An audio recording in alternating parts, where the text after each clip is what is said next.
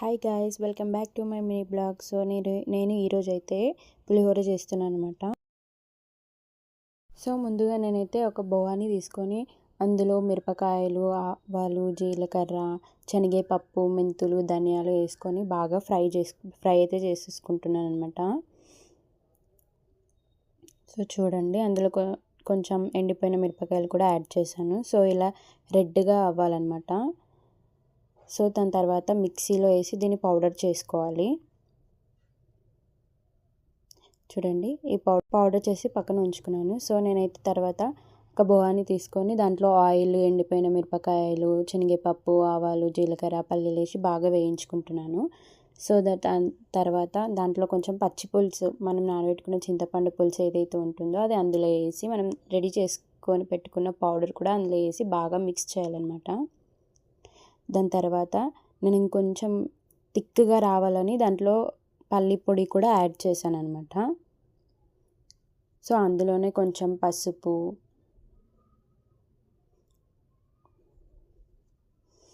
And మనకు రుచికి సరిపడంత ఉప్పు వేసుకొని యాడ్ చేసుకోవాలి.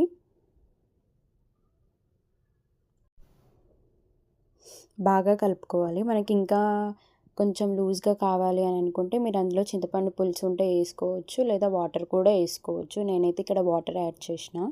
చూడండి, బాగా బాయిల్ అయిపోయింది అది.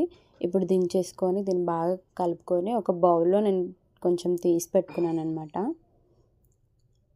సో ఇప్పుడైతే నేను అందులో కొంచెం ఉంచేసుకొని అందులో రైస్ వేసేసి బాగా కలిపేస్తున్నాను.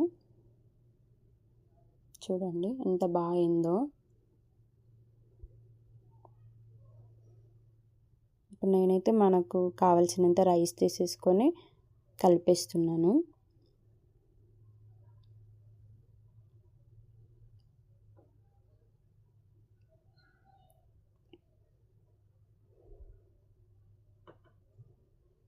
బాగా కలుపుతుంటే ఈయనకి నోట్లో నీరు ఊరుతుందంట. సో ఒక బుక్క పెట్టమంటే పెడుతున్నాను.